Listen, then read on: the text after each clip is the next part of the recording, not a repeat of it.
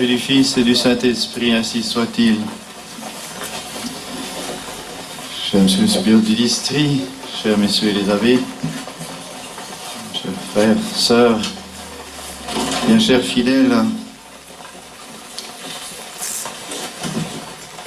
nous sommes réunis ici à Cotignac, sur ce lieu d'apparition, ici de la Sainte Vierge, ce pourquoi nous remercions Monseigneur Rey, aussi le recteur du sanctuaire, nous permet d'avoir cette messe ici. Cotignac, lieu d'apparition de Saint-Joseph. Nous sommes ici pour Saint-Joseph, mais c'est aussi, et avant, dans l'ordre chronologique, un lieu d'apparition de la Sainte Vierge. Pour y consacrer la fraternité, la France, à Saint-Joseph. Et il nous semble, simplement en regardant quelques éléments de ce lieu, qu'on trouve un certain nombre d'indications, même de la raison, et aussi la raison de se consacrer à Saint-Joseph, mais surtout aussi des qualités de Saint-Joseph. Il est aussi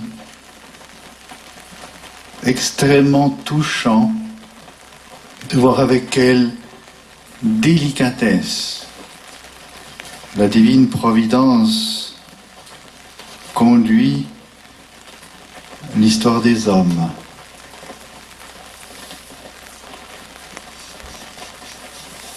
De toutes petites choses qui semblent anodines,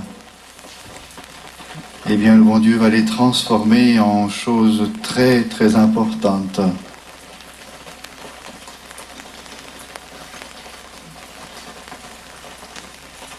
Ici, la Sainte Vierge apparaît au début du XVIe siècle,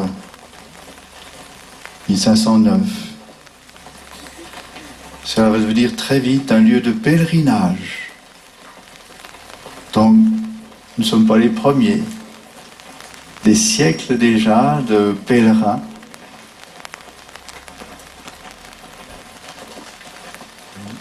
Et puis, il semble bien que la Sainte Vierge a fait de ce lieu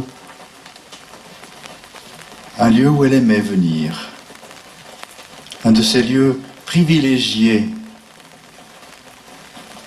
En 1519, on la voit avec l'enfant Jésus et Saint Joseph à ses côtés. Ce n'est pas l'apparition de Saint Joseph dont on parle, qui est de 1660, beaucoup plus tard. Mais il est déjà là. Avec la Sainte Vierge et l'enfant Jésus. 2 ans plus tard, Léon X, donc le pape, accorde des indulgences particulières aux pèlerins qui viennent ici. Mais l'introduction sur Saint Joseph va venir plus tard, et à travers la Sainte Vierge. Et à travers Anne d'Autriche, qui n'a pas d'enfant, et à qui le ciel lui fait dire que pour avoir cet enfant, qui sera Louis, Dieu donné, il faut faire 3 pèlerinages, dans des lieux, justement, de pèlerinage d'apparition de la Sainte Vierge, dont Cotignac.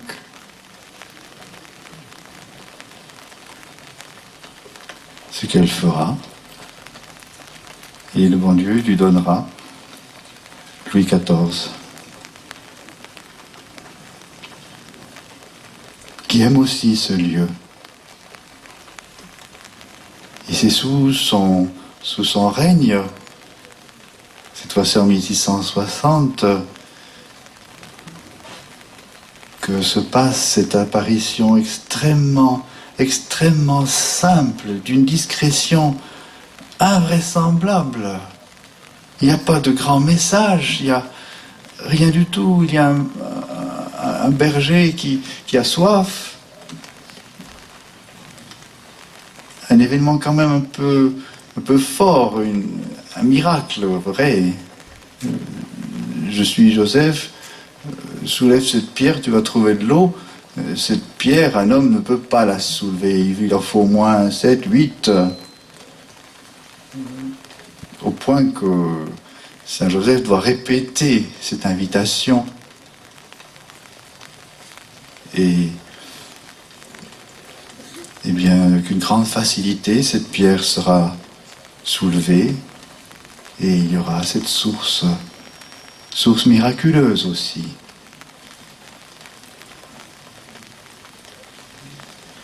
Un tout petit passage, un acte de bienfaisance de Saint Joseph, c'est tout.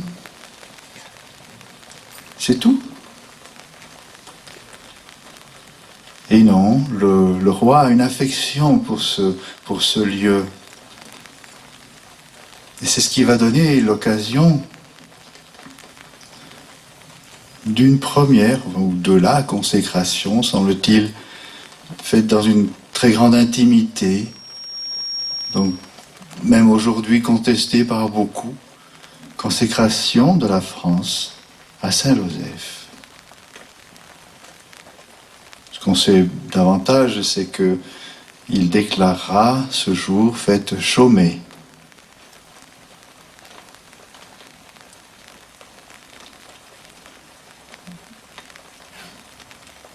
Vraiment des tout petits éléments qui nous présentent pourtant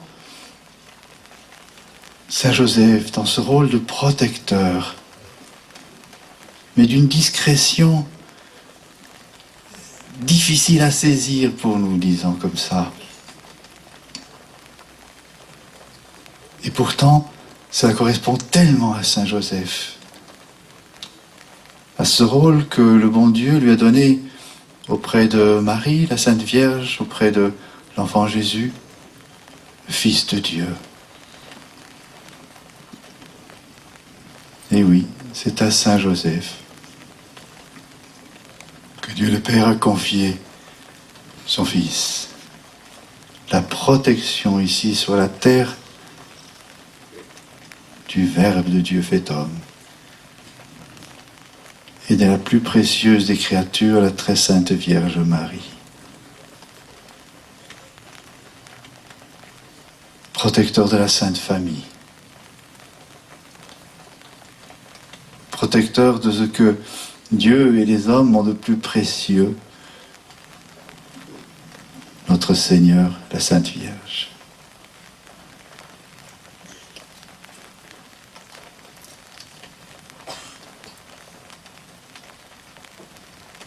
Ce rôle de Saint Joseph, tellement discret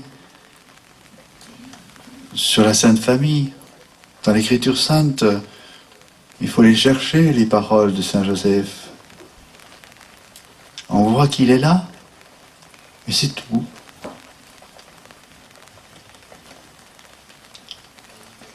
Et pourtant drôlement efficace.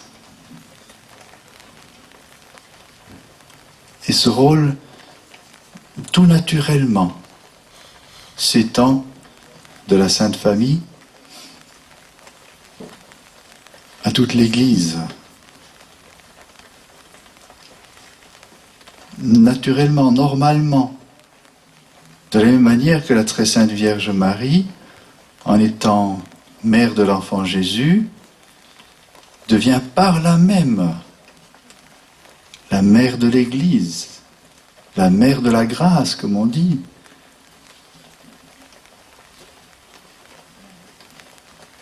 Eh bien, Saint Joseph devient lui aussi protecteur de l'Église. L'Église, c'est l'extension de Jésus, ce qu'on appelle le corps mystique de notre Seigneur Jésus-Christ. Et tous ceux qui ont eu intimement un lien avec notre Seigneur, dans son humanité, l'auront forcément, mais c'est surtout la Sainte Vierge et c'est Saint Joseph, ce rôle ensuite sur toute l'Église. Donc un rôle très important, mais encore une fois, qui nous échappe tant il est discret. Et en plus, dans l'histoire de l'Église, on comprend bien que au début, il fallait beaucoup insister sur notre Seigneur, sur sa divinité. C'est ce qui fait que même la dévotion à la très sainte Vierge Marie arrive un peu après. Parce qu'il faut beaucoup insister, il est Dieu. Son humanité, bien sûr, il est homme, il est vrai homme. Mais il est surtout Dieu. C'est ce qui sera nié, c'est ce qui est encore aujourd'hui nié par tous les ennemis de notre Seigneur, de l'Église. On s'attaque à ça, à sa divinité.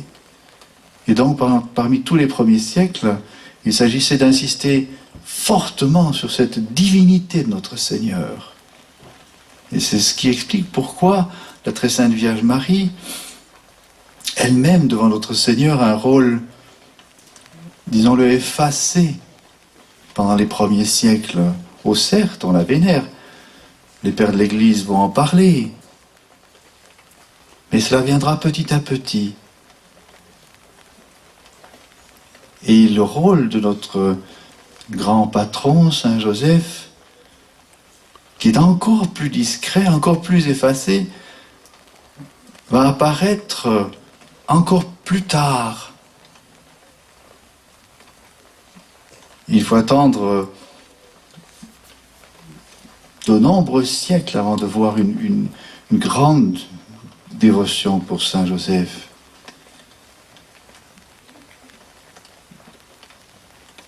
Et même aujourd'hui, bien sûr, il est honoré, c'est vrai. Mais on a comme l'impression, à travers un certain nombre d'événements, que la Sainte Vierge, ça c'est Léon XIII qui le dit. La Sainte Vierge, il plairait à la Sainte Vierge que cette dévotion à Saint Joseph soit accrue, soit plus grande. Et Léon XIII a une très belle encyclique dans laquelle il insiste sur les déboires du monde, de l'Église, déjà à cette époque. C'est la fin du XIXe siècle, c'est temps troublé. Léon XIII qui insiste beaucoup pour le rosaire. Donc pour cette prière si puissante auprès de la Reine du ciel et de la terre, de la Mère de Dieu. Et il semble comme indiquer que,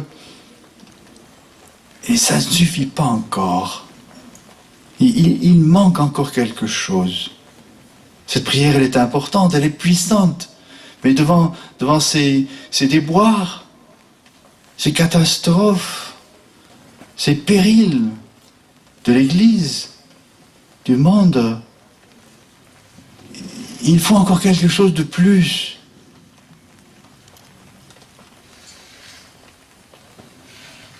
Ça nous rappelle un autre Joseph. Ce Joseph de l'Ancien Testament, qui est d'abord, bien sûr, image de notre Seigneur Jésus-Christ, mais qui est aussi en beaucoup d'éléments l'image de Saint Joseph. Ce Joseph vendu par ses frères, vendu à des étrangers, exilé, haï par ses frères, et qui va devenir leur sauveur. Ce Joseph était un homme de songe. Quand on pense à Saint Joseph, et qu'on voit comment la divine providence le conduisait à travers ses songes, on ne peut pas ne pas faire ce parallèle. Eh bien, Saint Joseph, le Joseph de l'Ancien Testament, va devenir l'intendant de tous les biens du Pharaon. Et lorsque dans la famine, donc un temps de détresse profond. Les sujets, les Égyptiens vont venir au Pharaon en lui demandant à manger, lui demandant quelque chose. Faites quelque chose, vous êtes le roi, vous êtes le Pharaon. Eh bien, sa réponse sera « Allez à Joseph ». Nous suivons aussi cette indication de Léon XIII qui nous dit « Mais il ne faut pas oublier Saint Joseph ». Et cela honorerait, cela ferait un grand plaisir à la Sainte Vierge Marie que de rajouter ou de honorer cette dévotion à Saint Joseph. Et c'est ce que nous voulons faire. Il y a cette magnifique prière à Saint Joseph que nous prions tous les jours, qui exprime, on pourrait dire, parfaitement le sens même de ce que nous faisons, mais qui exprime aussi quelle sorte de relation nous devons avoir envers Saint Joseph. C'est un grand protecteur, c'est un protecteur puissant. Quand on voit les maux qui nous accablent de toutes parts, il y a quelque chose vraiment d'effrayant.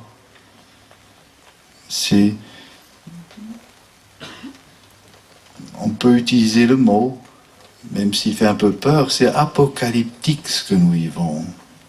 Ce n'est plus dans l'ordre normal des choses, il y a un déchaînement. Enfin, ça fait vraiment penser à ce que dit l'Apocalypse précisément, sur ce temps où le diable sera déchaîné. C'est littéralement, ce sont les expressions de l'Écriture sainte. Pendant des siècles, le diable est comme lié, et à un certain moment, il est délié. Et alors, il attaque la terre avec un acharnement plus grand. Eh bien, ce que nous vivons, tant au niveau de la société humaine, des gouvernements, que même de l'Église, nous fait dire, nous nous trouvons dans un tel temps. Un temps d'extrême danger pour les âmes. Un temps où l'incitation au péché est devenue comme universelle. On se demande comment faire pour protéger même les petits. Autrefois, les enfants, on pouvait les protéger au foyer. Aujourd'hui, le malin, donc le démon, a inventé des moyens pour faire rentrer tous ces péchés, ces incitations au péché, jusqu'au même au plus sacré du foyer chrétien, avec tous ces moyens de diffusion qui certes d'abord, c'est ainsi l'état de la nature humaine déchue, d'abord pour pécher. Et on ne sait plus où donner de la tête devant ces attaques tellement multiformes de tous les côtés. Nous parlons d'un combat de la foi, et nous avons bien raison, mais ceux qui pensent que ça suffit se trompent totalement. Le combat de la foi, il est absolument nécessaire. Sans la foi, on ne peut pas plaire à Dieu. Mais il y a tout un combat moral. Il y a 10 commandements. Et l'Écriture sainte elle-même nous dit, léser un des commandements, c'est léser tous les 10.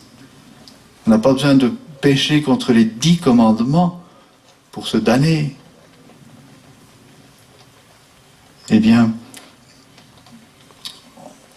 ce combat, il est, comme on dit, il est total. C'est une espèce de guerre totale dans laquelle nous nous trouvons. C'est constamment, de tous les côtés, il faut se battre, il faut se défendre. Mais nous savons que la divine providence reste maîtresse des événements des hommes. Et que si il se passe ce qui se passe devant nous, c'est que le bon Dieu le permet. Cela nous effraie. Ça nous fait poser toutes sortes de questions qu'il faut mieux laisser de côté parce qu'elles deviennent tentation elles-mêmes, ces questions. qu'utilisent d'ailleurs les ennemis de l'Église, du genre « Pourquoi Dieu permet-il cela ?» Et c'est sa divine sagesse. Et Dieu permet cela parce qu'il veut précisément nous éprouver, parce qu'il veut nous faire grandir dans la vertu.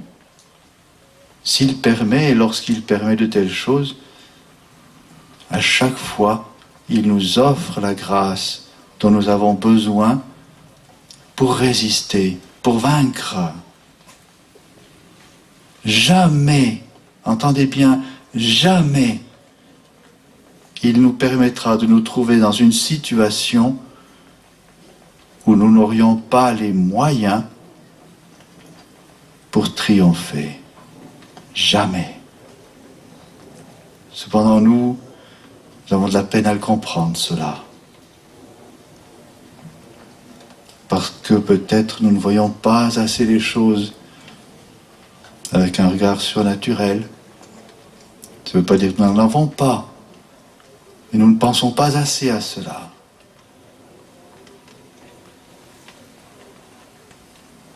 Et l'un de ces moyens qu'il nous donne, eh bien, c'est précisément l'appui de ces saints. La très sainte Vierge, Saint Joseph en font certainement partie. Et si nous voulons aujourd'hui nous tourner vers Saint Joseph, c'est précisément comme protecteur. On l'appelle patron. Dans ce sens de protecteur, c'est, on peut dire, le plus fondamental de son rôle. Le bon Dieu l'a établi comme protecteur de notre Seigneur, protecteur de la Sainte Famille, protecteur de la virginité de la très sainte Vierge Marie, protecteur de la chasteté. Il a un rôle très très particulier. On le salue ainsi, dans les litanies de Saint Joseph, comme protecteur de la Sainte Vierge et aussi protecteur des vierges, de tout le monde, de tous ceux qui se vouent à la pureté, à la chasteté. Et des fois, je me demande s'il ne faudrait pas faire ce même lien entre, lorsque l'on voit à Fatima, cette dévotion que le bon Dieu veut introduire dans le monde, dévotion au cœur immaculé de Marie et Saint Joseph. Vous savez, probablement, que lors du grand miracle de Fatima, du 13 octobre, ce miracle du soleil, eh bien la Sainte Vierge apparaît dans le ciel avec l'enfant Jésus dans ses bras et Saint Joseph. Dans l'histoire de Fatima, vous avez Saint Joseph. Encore une fois, discrètement, mais il est là. Il est là. Et nous voulons, car nous sommes dans ce temps de Fatima, nous ne voulons pas l'oublier. Et donc tout en redoublant cette dévotion à Saint Joseph, pardon, à la très sainte Vierge Marie, cette dévotion au cœur immaculé, cette dévotion au chapelet, qu'il faut bien sûr continuer. Il nous plaît de ne pas oublier Saint Joseph. Et donc de l'associer à nos protecteurs, à nos défenseurs, dans ce moment difficile, troublé. Vous savez bien, dans quelques jours, eh bien, les cardinaux vont élire un nouveau pape. Qu'est-ce que ça va donner ? Qu'est-ce qui va se passer dans l'Église ? Et donc aussi, qu'est-ce qui va se passer avec nous ? Nous n'en savons rien. Ça ne sert à rien de vouloir faire toutes sortes de plans. Laissons faire le bon Dieu, nous verrons bien à chaque instant. Bien sûr, nous espérons tous. Ce serait quand même une bonne occasion, n'est-ce pas, qu'une élection, d'avoir un bon pape. Nous le demandons, nous le supplions, pour que cette épreuve de l'Église cesse. Mais là aussi, nous n'en savons rien. Ne soyez pas déçus, mes bien chers frères, ne soyez pas déçus si nous n'avons pas le pape que nous attendons. Nous verrons bien. Mais précisément, quoi qu'il arrive, nous voulons nous mettre sous la protection du bon Dieu. Là, nous sommes en sûreté. Il faut garder cette fidélité à tout ce que l'Église a fait. Nous sommes vraiment dans ce moment qu'imaginait ou que prévoyait Saint Vincent de Lérins, une époque où toute l'Église est gangrénée. Et Saint Vincent de Lérins se dit, alors que faire? Vers qui se tourner à ce moment-là? Et Saint Vincent de dire, on se tourne vers le passé. Parce que le passé, lui, ne peut pas être souillé. Donc on regarde ce que l'Église a fait, ce que l'Église a enseigné. Ça, c'est certainement bon. Et nous conduit au salut. Et c'est ce que nous faisons. C'est pour cela qu'on nous appelle traditionnalistes. Nous voulons rester accrochés et ne pas la lâcher, cette tradition. Tradition de l'Église. L'Église ne peut pas changer. Elle ne peut pas changer ses dogmes. Elle ne peut pas changer sa foi. Elle ne peut pas changer sa morale. Et donc nous continuons, c'est tout. Nous verrons bien. Est-ce que le prochain pape va être quelqu'un qui voudra nous excommunier, reconnaître le bien que nous faisons? Nous n'en savons rien, nous verrons bien. Comment ces choses-là vont se dérouler? Certains ont peur, et il y a de quoi avoir peur. Mais nous n'allons pas nous lancer la tête baissée, les yeux fermés, dans une quelconque entreprise. Et notre dernier chapitre a bien, on peut dire, bien exposé ces choses-là. Essayer d'imaginer comment le futur pourra se passer en établissant un certain nombre de conditions, en disant si ces conditions sont remplies, alors nous pourrons voir.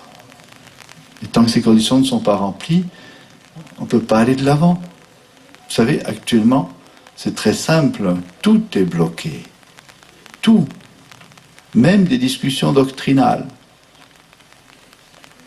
Alors, que va faire le prochain pape? Nous ne savons pas. Nous verrons bien. Nous sommes catholiques, nous le restons, c'est tout. Jusqu'au moment où le bon Dieu permettra qu'il y ait une conversion à Rome. Nous supplions le bon Dieu que cela se passe le plus vite possible, nous n'en savons rien. Nous sommes un petit peu, oui, nous sommes, pas seulement un petit peu, comme l'enfant Jésus et la Sainte Vierge en Égypte, sous la protection de Saint Joseph.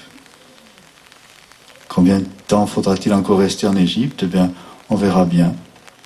On laisse faire Saint Joseph, qui nous montrera quand on pourra rentrer. C'est tout. Il ne faut pas vous effrayer. Il y a bien sûr certains qui essayent de troubler. Il ne faut pas se laisser troubler, c'est tout. Il n'y a absolument aucune intention de, soi-disant, vendre la fraternité ou je ne sais quoi. Mais non, voyons. Et donc nous confions tout ça, toutes nos œuvres à Saint Joseph. Nous confions la France. Nous voulons continuer dans cette lignée, si on peut dire, de cette consécration de Louis XIV, qui confiait son royaume à Saint Joseph. Donc patron de l'Église, mais on peut dire patron de la France. Protestons nos désirs de le voir exercer ce rôle. Et donc de se mettre nous-mêmes sous sa protection. Et donc nous allons offrir cette messe dans cette intention de bien faire cette consécration. Une consécration, c'est un acte, mais qui doit être suivi ensuite, qui doit avoir des conséquences. Et ces conséquences, évidemment, ça doit être une manière de vivre une nouvelle relation, un mode de relation de notre relation à Saint Joseph. C'est pas simplement dire maintenant je suis consacré, puisque je suis consacré, je continue à faire ce que je veux, n'importe quoi. Non. Si je me consacre à Saint Joseph, je porte une attention particulière à ce qu'il désire, à ce qu'il veut, à ses indications.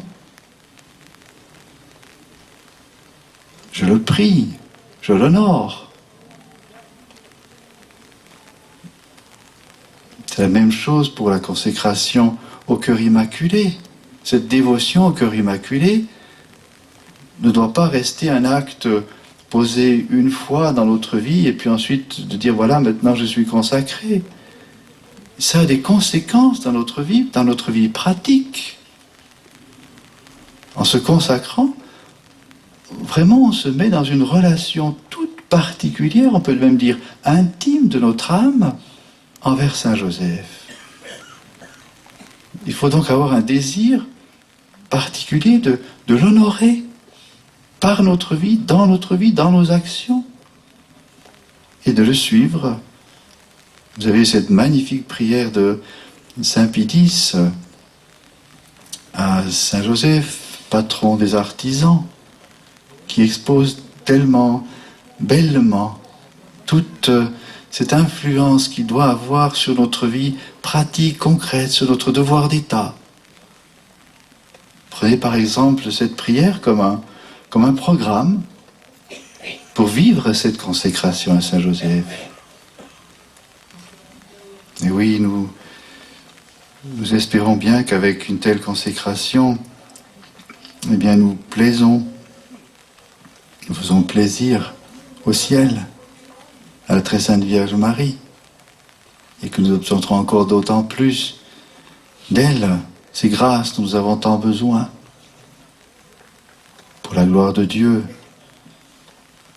pour l'amour de la très sainte Vierge Marie, de Saint Joseph, de l'Église, et pour notre salut. Ainsi soit-il. Au nom du Père et du Fils et du Saint-Esprit, ainsi soit-il.